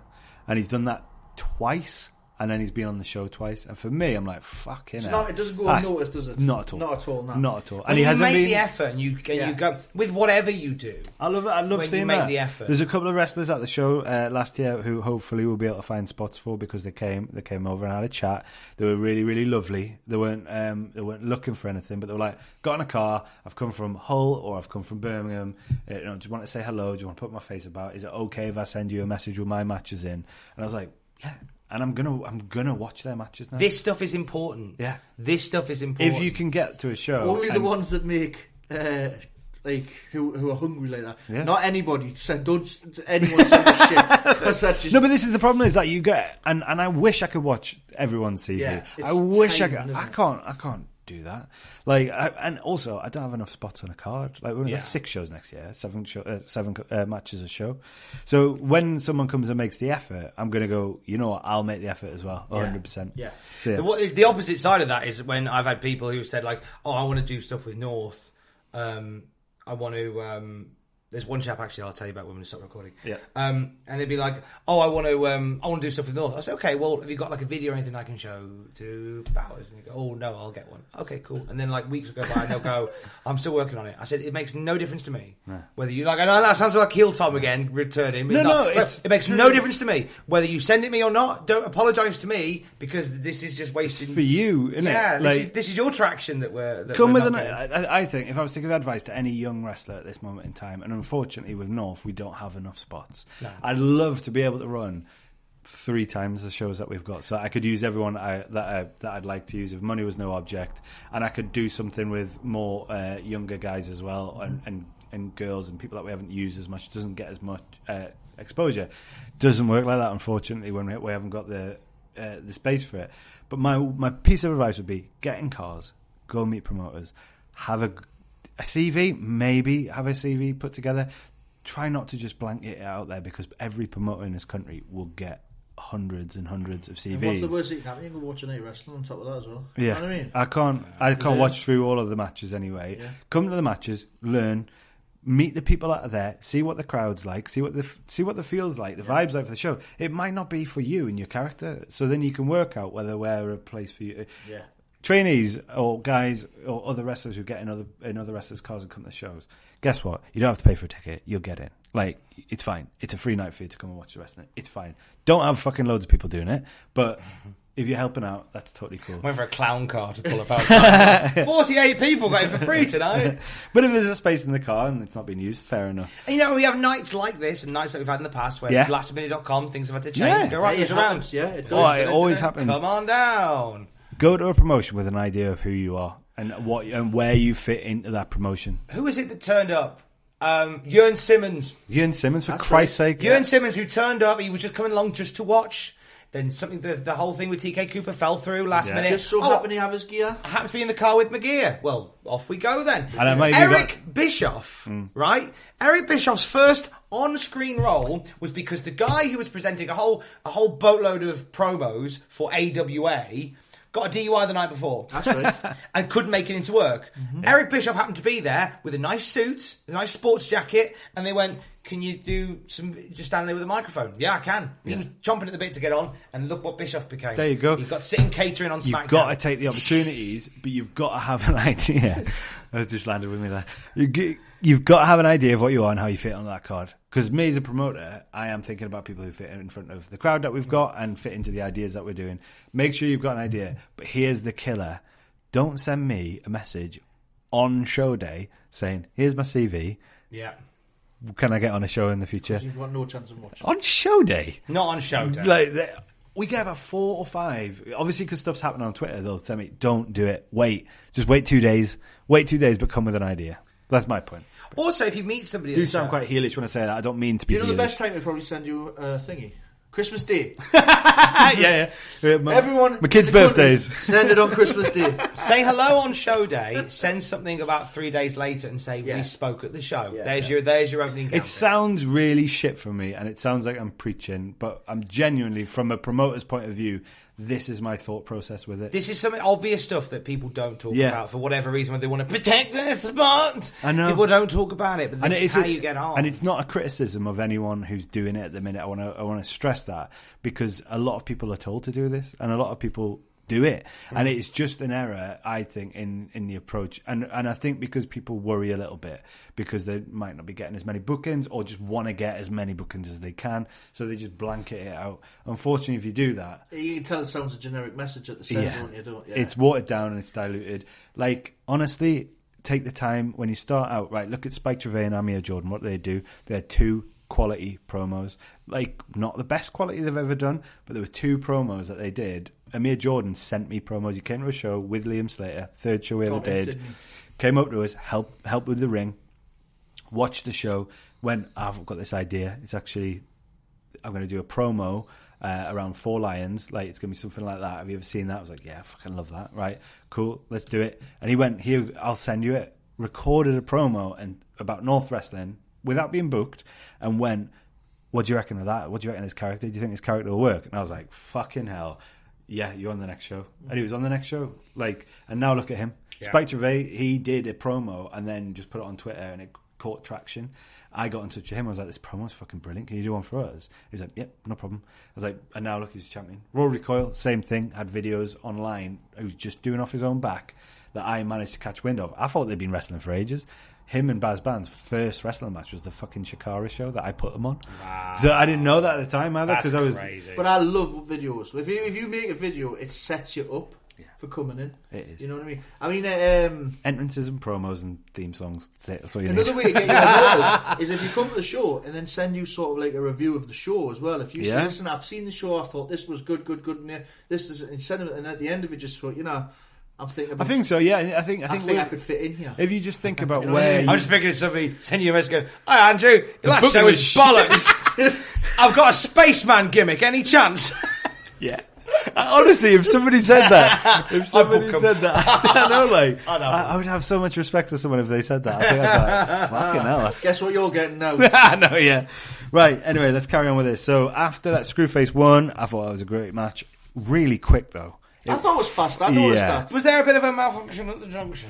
They just were all really hyped for it. Or they were just like, "Whoa, let's just smash the thing." I think so. I think fair enough. Strong match though. Strong match. Good, yeah. Yeah. HG Drake defeated GF fucking Adams. This felt like a special match. Yeah. I really wanted GF to win that match so badly, like. Yeah. G has just become a force of nature in North. Yeah. And I'm really, really excited to see it. Yeah, I think very excited about watching Gia Adams perform, because I think that she's like genuinely one of those. Well, it's a new breed of wrestling star. Yeah. And I somebody like I was chatting with somebody afterwards, and they talked about intergender wrestling. And I said, we don't do intergender wrestling; we just do wrestling. Yeah, that's what it is. And Gia's, but what annoys me is that I find that I spin this same rhetoric every time I talk about her, and I want to get to a point. I want the industry to get to a point where I don't need to. Yeah. And regardless, Gia Adams, breakout star of the year, 100% deservingly breakout. Possibly wrestler of the year next year. Yeah. Yeah. Well, And her T-shirt has now been seen at Full Sail University. Yeah. There you bloody go. I was wearing it and everything. You're very But welcome. I think that is that thing with Gia. It's like we've said everything that we can about Gia, I think, and HT Drake, to be honest. Yeah. And I think now it's just it's up to her to keep doing what she's doing. And if she wants it as much as I think she wants it, and as she wants it as much as she's shown this year, if she carries on next year. Can you imagine what we'll be talking about in this time next year, where she'll be? Yeah. So yeah. Well done. And she's got age on her side as well, which means she's still got years to come. Oh God, yeah, she's only going to get better. Yeah, That's terrifying. As HT Drake said in his kind of presentation speech to her when she won Breakout Star of the Year, she was born the same year as HT Drake has his first match. I mean, he was 15. I Like, can't believe Howard's 47. Don't kill me. what do you mean you can't believe I can? Main event time. So the New Sick Nation, which was Rory Coyle, Alexander Henry, and Primate, versus Hard Brexit, which was Benji, Shreddy Brack, and Zio Knox. Both had a surprise partner. What did we first think of Nathan Cruz's return to North as partner of Hard Brexit? Looks a unit, doesn't he? Yeah, he's gone away and got himself all fit and buffed and stuff. It's good to see Nathan Cruz back. I don't know whether Nathan Cruz ever felt truly like a North guy, but he feels like a Brit Rest guy, like a 100%. British wrestling guy, like a cornerstone of it. I think that he will forever be that. It's always good to see him. He's like almost in the same school as Martin Kirby, although Martin Kirby's older and has been around for longer, I think. But he's in that same school of like, British wrestling before British wrestling got cool. Nathan Cruz was there. You know what I mean? Like Rampage Brown was there. Martin Kirby was there. So yeah, I thought it was good to see. He's a him. good fit for Hard Brexit. I think that was a good shout from them to bring him in. Yeah, I thought so. I Did think he bring up the fact he's got number one contenders for you? he didn't. I don't think he did, but I think that was a lot of the talk in the backstage area. Well, him and Amir are in the same backstage. It's the first time that they've, I think, been in the same backstage area since their match of the year. And I've been very much trying to sign that one up as a part 2. I'd love to see Amir, especially now, especially with both of them progressing their careers so far to this point. Do you think? I don't know whether you'd have to add a little juice to it. I think because I think the big thing with the Amir Jordan match was they're both phenomenal wrestlers, but it was the jeopardy. Yeah. That came with it. If you can add a bit of jeopardy to their match, then we're talking. Well, I'm not sure who wants it. That's a problem. So it's up to me to try and solve that puzzle and see if I can get them both in the ring. Amir Jordan's got his win. That's all he's bothered about. Exactly. I don't think he was too happy with the way Nathan Cruz went about it last time. So whether it can get them both in the same ring, I'm not sure, but I'd love to. Yes. How about the big surprise return of the night? The lovely Liam fucking Slater. Liam Slater. What a way to turn up on the balcony. Great. That was great. He's like, if anyone ever asked me who's my favourite ever wrestler, just that'd be like Liam Slater. I don't know why, just Liam Slater. When did you realise it was Liam Slater? When he left. He broke my heart. Like, he's the nicest guy, and just fucking brilliant at what he does. And you've got a secret love for Venga Boys? No? No, yeah. Yeah. He looked like he hadn't missed a step. This is the first match he is back had in wrestling since he left wrestling. Yeah, for about a year or so. So how did the conversation come about? Well, I didn't really know about it, so it was being brokered through. I think Rory Coyle. You know when he did it was the anniversary special, and he sent a message through. Was the talks then started? Well, that was my whole idea. I always send him a message because he's a personal trainer now, a very successful one by the looks of it, and he's quite heavily on Instagram and Facebook. And did he test the water? water? It always pops up, so I'll always send him a message. Yeah. Probably, I'm like, you fancy coming along to maybe watch a show? Wrestling. Or maybe, he's got a great brain and a great mind for wrestling. So I've always said, if you want to ever come back and work backstage, because he's such a good guy, he gets on with everybody, such a lovely man. I was like, just come back and work in the backstage with me, or help me out on certain things. Always asking. I remember asking you, saying, what's the crack with him? And you were saying, we're probably going to get one match a year out of him. That's all he's really interested in. I honestly didn't think we would get anything. Yeah. Now, whether we get him back now. Well, definitely been bitten by Bowers the is bug. planning to turn up outside his house, a la Love Actually, with a lot of signs. Say it's carol singers. A la Boris Johnson. No, but I think it was absolutely fucking wonderful to see him back. 2 big spots in this match. Mm-hmm. Which one should we talk about first? How about let's do the bum. Let's do the bum first. No, I was standing behind Merch watching most of this. Actually, I was watching most of this with like... I wasn't watching most of this. I was keeping away for this, knowing what was going to happen in this match. I was like, this is too scary. Even Liam getting up when he was on the balcony like that, I was like, if that was me, I'd be like, my legs would be wobbling. You're sick, wouldn't you? Oh, I just didn't like the idea of it. I was standing at the back behind Merch when it happened, and as you have to walk back there to get to the locker room, and Benji was rabbiting away. And when you smell burning arse hair, you know it's burning arse hair. Now, I didn't know what burning arse hair smelt like until I smelt it, and I was like, that can only be burning arse hair. So we've had chloroform and burning arse hair. And both times with the chloroform and the burning arse hair, I always used to think it was a gimmick when they used to say on the commentary, hey, I can smell that. Smell it. But he come back and it was sizzling. It was hilarious when he stuck his arse into the bucket, though. That was the bucket fun. of ice. I found it hilarious. No, that was a brave old spot by Benji, willing to let his bum be burned for the good of the wrestling industry. Yeah, I'm not sure how willing he was, but yeah. No, regardless of how willing he was, but even so, it was... I liked how it got shared around, and I'm pretty sure Jim Cornette got tagged in it a couple of times, because Jim Cornette loves it when wrestling is silly. There was he flipping loves it. My favourite response to someone had said, well, this isn't wrestling, and Rory Coyle replied with, I think, a picture of, it was a gif of, I'm sorry, Rory, if I've got this wrong, I think it's Mankind, and it's in, like, fucking old school wrestling. Somebody getting fireball. Somebody getting fireball, but from like the 80s. I'm going to find it. And then you I know can probably Benji sent one of Jim Cornette unleashing a fireball. But that was it. Rory Cole, Jim Cornette. Oh, yeah, it would have been Jim Cornette. And then somebody commented by saying, oh, but that was in context. And shut up. Yeah, well... Hey, guess what? The 3-second video that you watched, that wasn't in context either. So before you comment on, that's not wrestling... Neither was that then. I will think you'll know Benji's bumhole has been an integral part of the storyline of North for the last couple of months. Hold on, a fucking That'll manager. show, Cornette. You can't say shit though, the manager to come with a fucking tennis racket. Yeah. You know what I mean? Fucking suck it, Cornette. No, Cornette hasn't said anything, to be fair. Yeah, Cornette hasn't. Here he is. Jim Cornette snitches love tagging Cornette. Look at this, Jim. And Jim, look at these people killing the industry, Jim. What would he say? Acknowledge me, Jim. Yeah, exactly. And what would he... That sounds like... Who was that? Most Jim Cornette Right, fans. good. And second wildest spot, I think, which also would have had a lot of people kind of slagging it off because I don't know how much danger one person wants to put themselves into. Oh, geez. Was that leap off the balcony? Now, I've got a little story about this. Now, when he come back the other month... So this is Alexander Henry. This is Alexander Henry. When he come back the other month, he's sitting round the ring, was talking about reminiscing the old days. Yeah. And he looked up at the thing, he says... I'm going to jump off that. Yeah. He's already done it as well, I by went, the no, way. you're not. He says, I'm going to fucking moonsault off that. Well... And I was like, mate, you couldn't moonsault off that because you'll break your fucking I'm going neck. to add to that. So he went... when I seen it, he came back, and I was like, it's really good to have Alex back. And he went, well, I'll jump off that again. I was like, well, HT Drake also jumped off that. And he went, well, I'll do better. I'll moonsault off it. I was like, no, please don't do that. No! When he come backstage and he disappeared down the side, I'm thinking, where the fuck is he going? And then I'm thinking, oh, the moonsault. As we talked about the position of the ring last time, he said he got up there and he went, oh shit, the ring seems further away than it did last time. So if you watch the way that he jumps off that, rather than kind of doing either doing like a side, what the fuck do you call them? A crossbody. A crossbody, thank you. That's why I'm not a commentator. Or kind of like just like falling off it. He fucking jumps.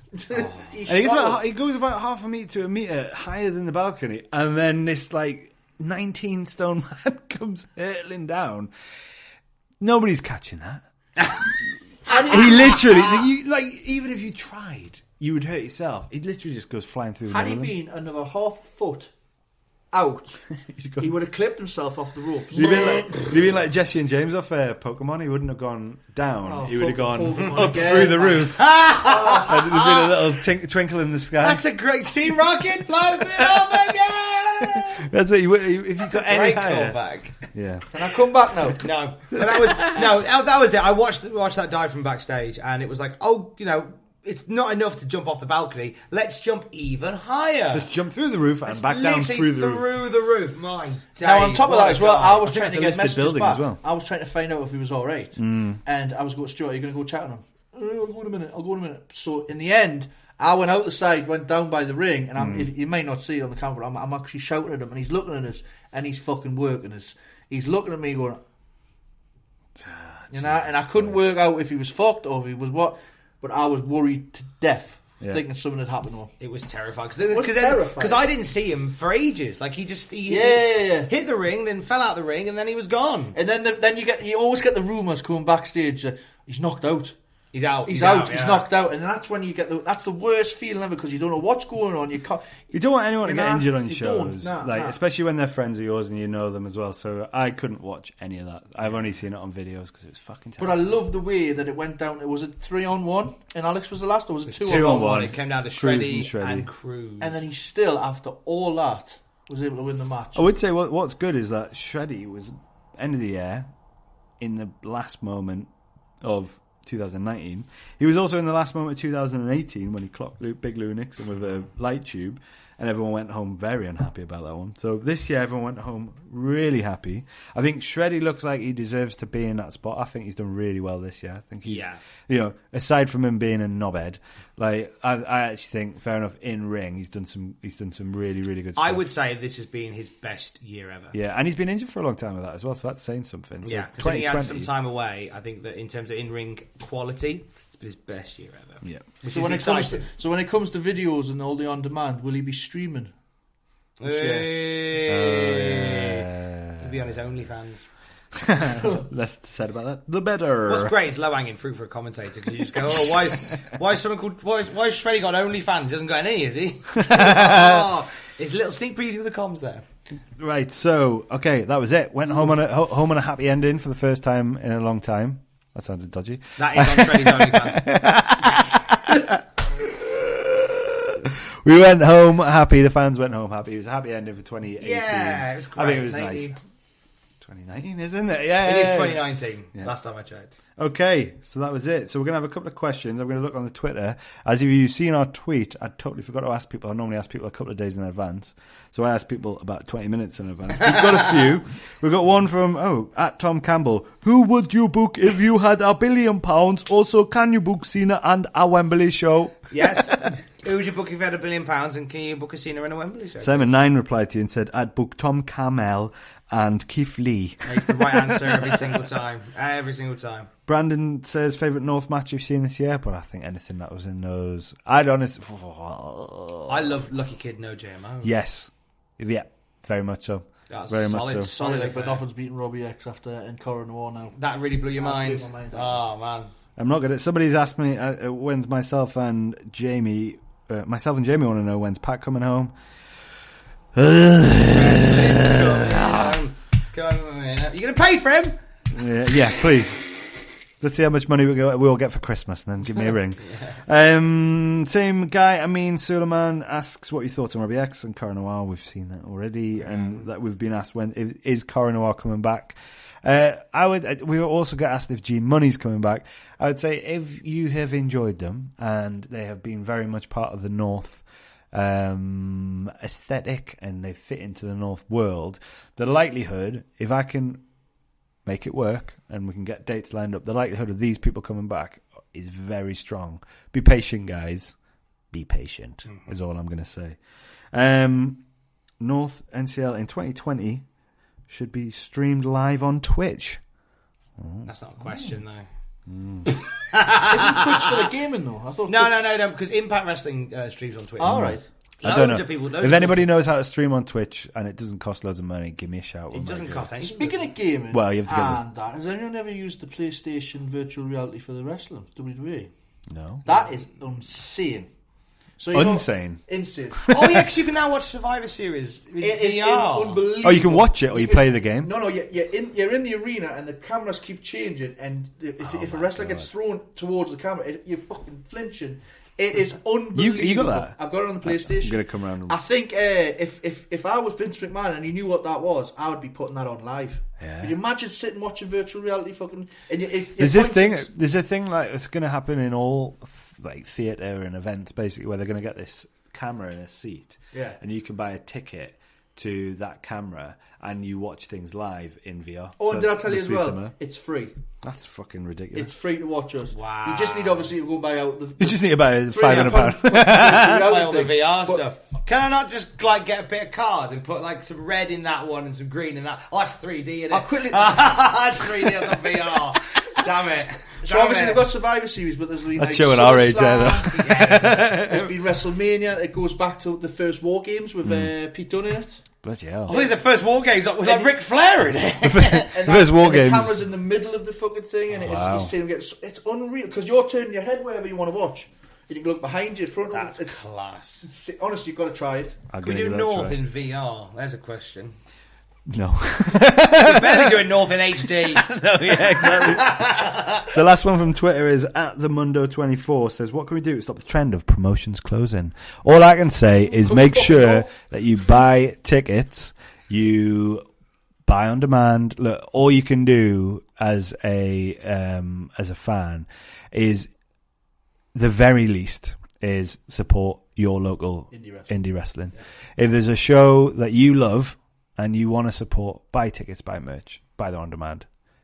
If you're struggling for money and you can't do that, which I know some people can't just go and shell out all their cash on stuff, get people retweeting stuff. Just tell your friends about it.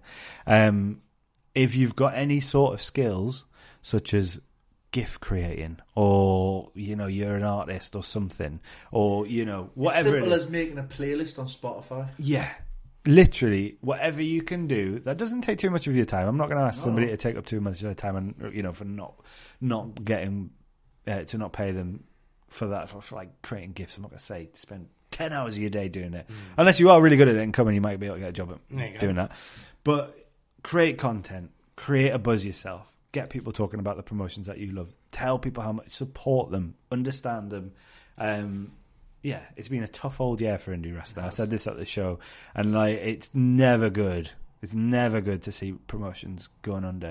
A lot of the time, the promotions, it's not the same. From my understanding of speaking to individual cases, it's not the same reasons all the time. No, it's just that it just happens to be that there's been a couple in quick succession. I think you've got to remember multiple reasons. Yeah, you got to remember. I do this for the fucking sheer love of it. I run this independent promotion for the sheer fucking love of it. We talked about it in the car up here. It's like when people tell you, that they really enjoy it, or it's a social occasion with their friends. It's like Jesus Christ, it really takes you aback. But you've pushed through that to become that, and also you're very aware that because I know a lot of companies that start because they go, I want to run a wrestling promotion, and a lot of companies fail because that is their only reason for doing it. Yeah. A lot of them go, I want a main event wrestling show. Yeah. I can't get on a wrestling show. I'll run one. Yeah. And then they get surprised why that one fails. Yeah. And I think for me, when I started this, it was like, I want this wrestling show in Newcastle. Because A, I'm really proud of Newcastle, and I think Newcastle deserves something like this. But B, I wanted this type of wrestling show for me and my friends. So it's a shame that I have to fucking miss half of it. But if it means that everyone else can really enjoy it, then I'm all's the more, all's the better. You know what I love seeing on social media is when they turn around and say, for them 3 hours, I get to switch off all the shit that's going on in my life. So do we, though, as well. I think that's the thing. Anxieties, the mental illness, to switch that off for 3 hours just to come to our shows and just be like... So do we. I think everyone who... But I think even the people performing on the show, people working on the show, people watching the show, everyone's got a part to play in independent wrestling promotions. We're not making shitloads of money. That's not what we're in it for. So if you, as a fan, can support us in that in whatever way you can, that's how you will prevent. Like you said, touching on the reasons why people might stop. I nearly stopped this year because it was getting too much for me. It was a lot of pressure and it was too much work.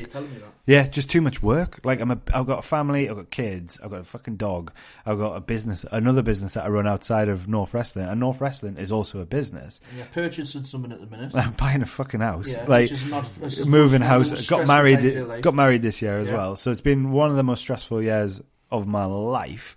So But also come one out of the of it most from now. enjoyable, though. Yeah. So coming out of it now, you can look back and think, what a fucking year. So what's the reasons that have kept me doing I was going it? to say, what kept you from saying goodbye? The amount that I'd have to pay out to season ticket holders.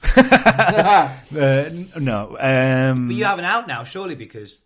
Yeah, but I think just some of the moments that we've had over this year, and certainly that last show, was just like, that's why you're working hard. Don't give up on it. I used to be someone who used to flake on ideas all the time, and I'd start something and then a little bump in the road would come and I'd be like, right, fuck that, I'm not doing it, I'm not built for this. This is the one thing in my life, really, apart from maybe being in a band when I was younger, where it was like, I'm just going to forge ahead, keep doing it. I have faith in a better time. Like, a better time will come, even when it's shit and we've had a bad show or I'm not in the right place for it. I'm like, don't worry about it. There's a reason I've got into this. I have faith in the people that I've been surrounded with, which is a fantastic crew of people. And I've been proven right in that. And I just don't think I'd be able to stop it now. Like, there's too many people that I would then not see and spend time with by not doing it. There's so many people that I love working with. They're so creative. Like, it's weird though, isn't it? I mean, we've all been like that. I mean, you left Heart and we're trying to find something to do. This has been like a tough year for me. Yeah. Because my dream job ended. Yeah, exactly. And I knew it was coming, and I've known it's been coming for like a good 6 months beforehand. But North kind of became, I think I put this on Twitter, kind of North became my lighthouse. Yeah. Because it became that one thing that I always consistently did. Yeah. And I was always a part of. And then start of the year, through all this uncertainty, you brought me in to ring announce full time. So that's been what I've done ever since. The best thing about that was because we became pals. Yeah. And I was like, just, you know, I know, Tom, like I said, you emceed my wedding. Like, Chop was there in the evening for my wedding as well. We're all pals. Like, you know what I mean? I think that's the best thing about it is like, and with the wrestlers that we use on a regular basis, they become my pals. Like, I have pals before wrestling working on my show. I mean, I'm the same as you. I mean, when I was DJing for 10 years, and that was my love. Yeah. Going out every weekend, being a resident DJ, and people knowing everything. So when that just suddenly stopped, I was like, what am I going to do? Yeah. I don't know what You've got a void to fill. And I had a void to fill on Saturday night, and I'm very creative, which means I like to be doing something when promoting something. Yeah. Showing people what's going on in my life at the minute, and like I had nothing for about 6 months. Well, I was like that with my band. I split my band up, who were not locally relatively successful. I'd done some bits and pieces there. I put my career off for doing that. Like, I'd put my education off just to do that, and then that kind of fell through. And it's that same thing for about 3 years. It was Absolute fell through, and then it was like I thought it was just starting off, wasn't it? And I thought, oh, well, this could be something, and that fell through. And then when literally within 3, 4, 5 months or something, you asked me to come along, and it was like, aha. But you know what's special about North compared to a lot of other places, and I've said this to Sky Sports actually, fantastic, and a few other people, in the sense that like you brought me in to be there like a full-time part of the team at the start of the year properly, and I love it, and it's a big part of my calendar every month when we're on. And I said, when the time comes, because the one lesson I've learned this year is longevity. Yeah. And the time will come where you or assorted partners will find somebody younger and firmer to do the gig. Yeah. That's the nature of the business. When that happens, I will still buy a ticket and I will still come to look. Yeah, but there's somebody who's younger and more into it than I am to do it, and I'll take a step back from what I'm doing. Exactly. I can't be doing this forever and ever and ever. Young cunt tries to use the flying down that fuck them. Little twats, I'll be doing anything. I'm not free, man. Fuck them. We got very serious then, and just like, let's fuck them. Right, we'll whip through a couple of questions on Facebook. We'll see if there's anything worthy on there. Because we're talking about who would we book. I think we've talked about that a little bit. Simon Humphreys, who would you rather be kicked in the face by? A Roxy-sized Screwface or a Screwface-sized Roxy? None of them, because it'll be all fucking hurt. Either one would hurt, I think. Roxy-sized Screwface or a Screwface-sized Roxy? Neither, that would fucking hurt. Yeah. I think it's pretty... Screwface-sized Roxy only by height, but it would still hurt like buggery. Fucking hurt. So... all right, what's the biggest thing you've learnt this year in terms of running North? Oh, there you go. That's from Carl Gack. He's a photographer. That's a good shout, because you even said earlier on that you were thinking of packing it in. Yeah. So, and obviously we know the reasons why you didn't want to. Yeah. What did you change I think to allow yourself to carry on? I mean, this is another thing that we were talking about in the car as well. I think it's like This year, we did more shows this year because I'd seen the momentum that we'd had, and we had a bit of momentum coming out the back end of 2018. The shows kept getting bigger and bigger and bigger, kept going further and further up. The attendances kept going further and further up, and we were doing okay with money, like we're doing not too bad. And then middle of the year, took a massive drop off. Like maybe 4 shows this year, I became oversaturated with that I've touched on before. Like I was doing too many shows, too much work, getting really stressed, getting married. But then the back end of this year, it slowly just picked up again. We're doing 2 Sunday shows, which have been okay. So I think for me, it's just understanding that it's cyclical and there was understanding. a lot of pressure on them Sunday shows because you didn't know how they were going to draw compared to the typical Saturday night where you knew you were going to get everyone out at the weekend. Exactly. Hard. So it was worrying. At that of course point. it would have been. So I think what I've realised is that it ebbs and flows. Like you are going to have to just take the rough with the smooth. Just have faith that the people who you're surrounded by, the matches that you're putting on, the product that you've built, and it's not just me now. This is everybody's. It's not just me who does this. Like very much, it isn't only Andrew Bowers' show. It's everyone who's involved with it. And I realised that actually, just keep plugging away, just keep going. Work within your means and don't overshoot too far. Which I think one of the reasons why some promotions have gone under is because I think they have overshot a little bit in what their aspirations are, and certainly in terms of money they've spent and who they wanted to get in. You've got to keep your ship tight because you never know when Newcastle-Liverpool is going to get rescheduled to exactly when your fucking show's on and only 120 people are going to turn up. But then you never know when Sky Sports are going to fucking send you an email and say that they want to do a documentary on you and 230, 40, 50 people turn up on Sunday. So you've just got to keep taking the rough with the smooth and just keep plugging away at it. I think that's what I've become a lot more resilient this year, I think. There's one with the void left by the collapse of Defiant. Are you tempted to move north to a bigger venue Wembley. expand?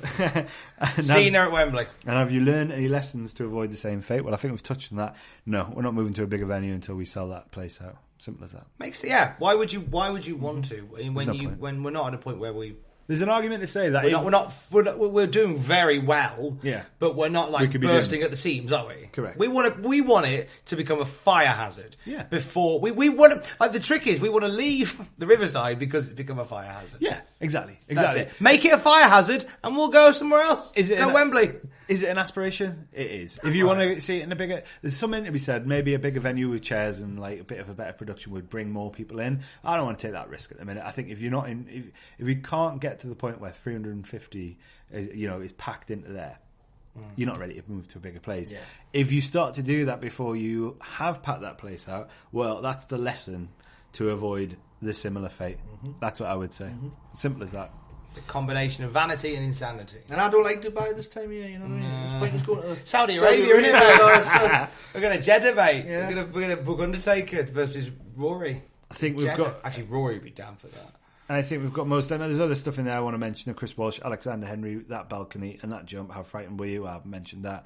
I didn't watch it. That's how much I was. Stuart, actually, our paramedic, has mentioned, I personally was shitting myself being medic for North Wrestling. If it went wrong, then it would have been a serious injury. Thanks, Stuart. That's our medic. That's our medic talking. Hope no one gets hurt. Our medic. Best chant of 2019. That's from Jamie Pastralis. Don't you should never have asked that. No. I like the Biggie's Body Slam My Dad. Yeah. I think it's a classic, but it's an oldie but a goodie. Now I'm trying to remember. Chop, you might know. I'm trying to remember which started. Did it go Big Bad Body Slam Your Dad first, and then she's big, she's bad, she's probably shagged your dad? I want to say that one first but not in that match. It was another show that chant started where she'll shag the your Biggie dad. Bad Body Slam Your Dad thing has followed Will Cruz around for quite a while, and I think it's an oldie. I think that's an oldie one. Oh yeah, I mean the whole the rhythmic structure is an old song. There was another podcast that would do not Popping the Boys. It was the lads that come up from Leeds. Yeah, the Ogdens, I think it is. Yeah. Now they were the ones who took our first. They had some great chants. They did. Yeah, they start most of that off. So we got one more question. It's from Adam Gosling. What's the biggest animal realistically you think you could throw? What? A primate? Pablo. Start small. Biggest animal I could throw. I think a sheep. I reckon I could throw an antelope. Oh, Antelope's quite big. Yeah, but I'm I reckon a pig. I reckon a pig by its tail. Oh, swing it by its tail. that's disgusting. Oh, pig. Hi, vegans. No, yeah. Antelope. Maybe like a Dalmatian. I think quite a stocky Dalmatian. A deer. I think deer's too big and too gangly. It'd be difficult to grab. I'm going to stick with an antelope. Who asked that question? The Pop and Adam Boys. Gosling. The Irish PCA. The Pop and Boys usually have shit questions. Jokes. So I think we're running out of time, actually, guys. We normally go through a time capsule bit. Yeah, I agree. I think we're pushing on an hour 40 here. Yeah. Wowzers. What a I'm going to lovely quickly time. run you through a time capsule. NCL 7 back on 4th November 2017. Spike Trevay defeated Amir Jordan. Can you believe that? That's the opening match. Yeah. England's hardest men defeated, remember them? Defeated Landed Gentry. I remember them. AC Drake defeats Robbie X. That was a cracking That was a match. heck of a match. Baz Ban and Rory Coyle defeated Sweet Jesus, Chuck Mambo and Believer. That was the night Rory Coyle, I believe, was properly born. Because Still get nightmares of Basma. that was the match where Sweet Jesus were coming in like as the fan favourites. Shit, yes. Uled were the bad guys. Yeah. But don't tell North that. It was NCL 6 was meant to be CCK versus Sons of Ulade. CCK got injured. Not saying anything else other than that. And they were that progress next day. It's fine. And we did Baz Ban versus Rory Coyle instead, where he went, "No, I'm just going to beat the fuck out of you because like that's what we did when we had no one else to play with. I played with you." That was I the love night. that promo. That was the night. Yeah. When everyone went, "Oh God, these are fucking great." And then you're right. Sweet Jesus got fucking booed. It's like, what? What was the chance they were saying? They were saying something about Jesus hasn't got your back or something. Or something stupid like that. We might have to go on back and to listen that. North Wrestling On Demand at northwrestlingpivotshare.com where you could maybe go and watch that match for only $3.99 a month. It's featuring past shows and select shows from Joey Ryan's Bar Wrestling and White Wolf Wrestling too. Thought it was a good little segue. Nice. Saxon Huxley defeats Erin Jacobs. Now that seems like just way gone North Law now, doesn't it? Those two. I actually really like that Aaron Jacobs' character. Oh God, yeah, a bit of American Absolutely Psycho. loved that. Love Yeah. that. I thought that was perfect. I would love to see it come back. Love to see it. There should be promos with that. There should be more promos for an Aaron Jacobs. Aaron Jacobs is your guy when we talk about like a Kane type character who just Yes. comes in, decimates Yes. people. You've got an Aaron Jacobs sat there. Slide into his DMs. Slide into GMs. Right, so then we had Don Black versus Liam Slater, which was a 5 minutes of fame match. Can you remember that one? It was basically Liam Slater did a top 10 list. He was on his old What Culture mode, wasn't he? Yeah, he did a top 10 list of 10 reasons why North should sack Don Black, and it was like his skimpy shorts. It was his whatever. Don Black comes in, he gives him 5 minutes to beat him, and I think he ends up cheating. I think maybe Jack, one of your friends, Jack the Jobber. Wouldn't surprise me. What a He's dickhead. all right these days. He's definitely chilled out a lot He's in a more. much happier place these He days. is. Which is good. And then the main event, Eddie Dennis versus Dave Mastiff. Fuck My off. word. A match that was so good, it went on Fuck was it off. NXT UK Takeover Blackpool? Yeah. So good, they had WWE wanted a piece of it. Ours was better. Piss off on that match. What the Piss fuck is that? right Piss off. off. Big Anyway, Dave. episode 4. Dunzo. You can find us at northwrestling.co.uk for merch and tickets. NCL.23 Heavier Than Air is February the 1st. We're back to a big Saturday. Yay! Big Sats is back. And it's the Saturday after my birthday. We all get hammered that night. Smash. Yes. We'll have been paid after the longest month without pay in January. It's that 5 week no pay. I hate January. I fucking hate it. But it's my dad and my brother's birthday, but I hate it. Everyone has birthdays in January. Ah! You're So- picking me up for that one. You're Now we're getting a taxi up. Yes. Get a fucking taxi up, man! Because where we leave the gear? That's the trouble. We can't leave the gear in town, can we? And there's a lot of gear going up there now. Bring it here. No, I'll drive up. I'll leave my car there. Bring it We'll here. share the parking. Right. Yeah, fine. Done. You can Way take more. me. You can take me on the Sunday. You can drive me up to get the car. You could use my parking space. Result. Park here. Don't taxi you to town. forget about Tom's parking space. Don't. Anyway, I'm supposed to be wrapping up now. North Wrestling. My landlady's listening. They're not using my parking. North Wrestling NCL on Facebook and YouTube. There'll be some stuff going up on YouTube in terms of, it'll be Spike versus Haskins. We don't really update our YouTube a hell of a lot, but that'll be up there to watch for free. It's something we're going to look to try and update a lot more. Yeah, it is. Oh, God, more work for me. North_NCL on Twitter and Instagram. NorthWrestling.pivotshare.com to subscribe to our on-demand service for $3.99 a month. Andrew at NorthWrestling.co.uk for any correspondence. Big thanks to Grapple Clothing and the North Faithful. Don't forget, keep a look out, because we didn't even really talk about it, but Sky Sports, their documentary, it might, a little snippet of it might be going on Sky Sports News. Coming home for Christmas, is it? Ooh, not just a YouTube channel. Might actually be on the actual telly and that. Oh my days, when? I think it should be quite soon. I think it should be in the next couple of weeks. Oh, beautiful. So I think it'll be a little Christmas. I can't wait. I'm excited. Like, for my dad, when I told my dad I was interviewed by Sky Sports, like, I'm back in the will now. Oh, wait. Back in the will now. Like I said, big thanks to everybody. We're fucking out of here. Bye-bye. Drop ball! Don't you forget about me. No. It's the last time that's ever said.